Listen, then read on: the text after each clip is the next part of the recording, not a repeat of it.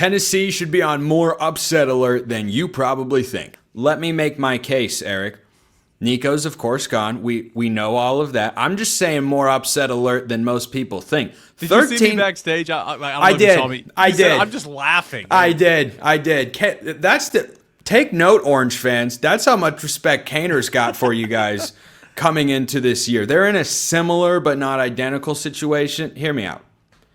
When you have a quarterback that's coming in to start, who last played college football at Appalachian State, that didn't have the chance to go through spring ball, and is going to come into an offense that'll look very different than last year personnel-wise. No Dylan Sampson. You've got changes on the perimeter as well. A defense that I think will be really good and is why Tennessee is favored to win this game. That just gives me a lot of pause, Eric. If I just look at this through a Tennessee lens, that's how I can see this game being more uncomfortable than Vols fans would like. And I don't think this will be a repeat of the NC State game last year. Am I nuts?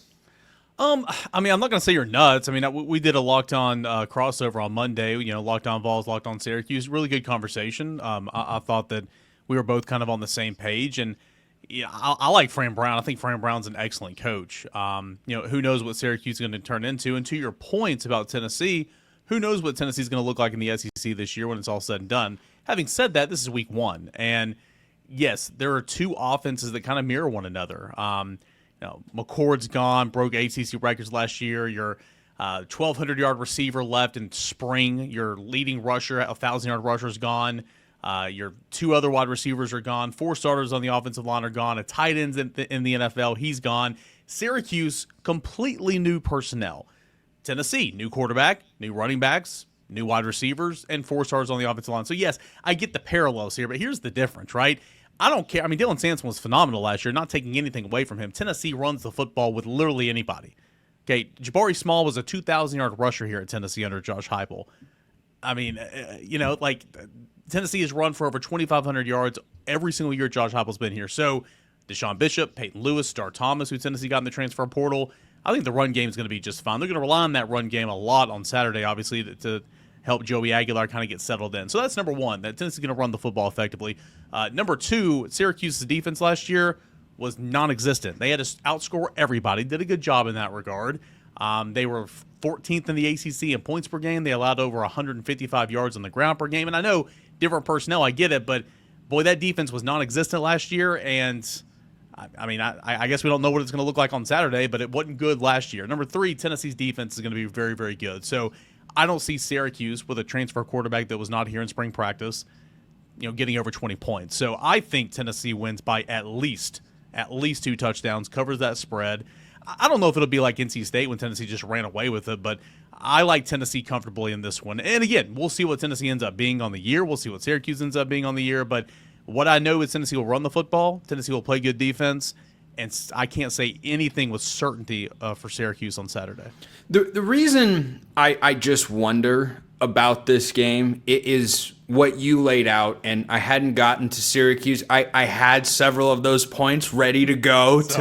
No, it's okay. It's okay. It just means we're both doing our homework on these teams going into the game. These are both mystery teams that I also feel confident are pullback teams. On my preseason record predictions, I've got both of them going under their win totals for the year. Syracuse, that's somewhat schedule-based, but also because, my goodness, they lost a lot. And what in year 2 for Fran Brown, what sort of talent do you have waiting in the wings when you lose that many guys and your leading receiver and a quarterback that does all of that? I feel better about what Tennessee has behind. But here's the other thing, Eric. This is a neutral site game. This is you're not going to have old Rocky Top blasting in the background at some point. It is going to be 70-30% Tennessee Orange. I mean, it's 2.5, 3 hours away from Knoxville, where it's 15 hours away from Syracuse. That's what.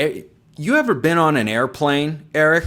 I bet the number of direct flights from Syracuse, from New York, LaGuardia to Atlanta, that's got to be a hotbed, man. I can say this with certainty. Tennessee fans travel, regardless of the sport, anywhere. I don't know if Syracuse fans do that. I'm pretty confident that there's going to be more Tennessee Orange by a long margin, by a wide margin on Saturday. But it is neutral site, to your point, but I think there's going to be a little bit more of a home field advantage for Tennessee.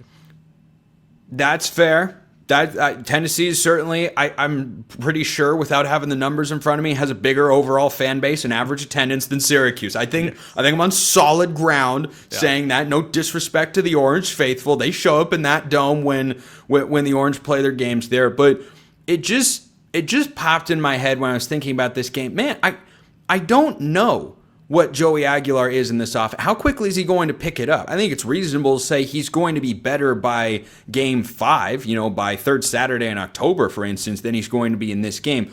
But what does that gap look like? What does that gap actually entail? Is week 1 a borderline train wreck and they're scrapping out a win against Syracuse? Or is it, you know what? Joey Aguilar needs to come out and go for 220 yards and 2 touchdowns, and that's it.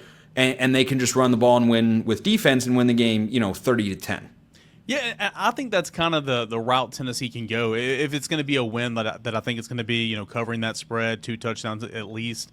I think Tennessee's going to run the football well, play good defense. Again, I don't see this Syracuse offense scoring a lot on this Tennessee defense. That's just me. So Joey Aguilar doesn't need to go out there and be Superman or try to be a Brett Favre type guy, which I spoke to his quarterback coach, his personal quarterback coach, last weekend, and he said he's got a little bit of Brett Favre to him, that gunslinger mentality. You don't necessarily need to be that here in week 1. Get settled, run this offense, run with tempo, and let's see what you got. Again, season's in, I don't know. Third Saturday in October, I have no clue what Joey Aguilar is going to look like.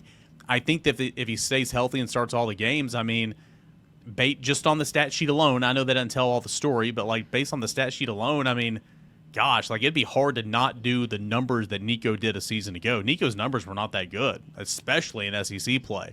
Again, numbers don't tell the whole story. Nico made a ton of throws against Alabama to win in that game. That was awesome. But I think Joey Aguilar can certainly do that. I can live with more interceptions if you throw more touchdowns and you throw more for more passing yards. And that's just something Tennessee didn't have in the offense, like it did a couple of years ago. So we'll see what happens. I don't think Joey Aguilar needs to go out there and just prove to everybody hey, I'm the starting quarterback at Tennessee, hear me roar or anything like that. I think he can just go out there and play his game a little bit and rely. This is the best team. These are the best players he's ever played with. Utilize them. Let them go to work and then just kind of do your thing. Yeah, one of my biggest keys for Tennessee going into this game, because they've got the better roster, is don't give Syracuse anything. Don't let a field goal get blocked. Don't throw an interception in your own territory. Give them easy points. If Tennessee jumps on, I think Steve Angeli's interesting at quarterback for Syracuse. I really do. I think he can be solid. I think the system, the coaching staff is really good. I just don't know if the personnel is there. I am, because of my hesitation on Tennessee generally going into this year, I'm not going to pick Tennessee to win 50-10 or whatever that NC State game was. I think this is kind of a low-scoring affair. Unders have been my jam for my week 1 picks so far because it takes a while to get into the fold. It's a little bit sloppy. It's a little bit ugly.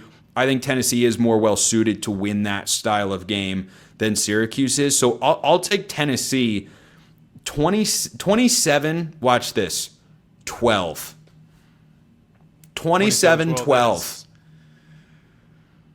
That's covering. Yeah, that's it covering is. the spread Just right barely. there. Just barely. But you can wrap this segment with your score prediction. Give me Tennessee. I don't know. Give me Tennessee 31. Give me Syracuse. Give me Tennessee 31, Syracuse 13. And I know you got to go, and I'll be really, really quick. And I'm sure you've talked about this, or at least when you talked about this game. Another storyline is, when Nico bolted and Tennessee was without a quarterback on April the 12th or whatever it was, there were only 2 actual quarterbacks in the transfer portal that were okay, we can actually see this happening. Steve Angeli was one of them.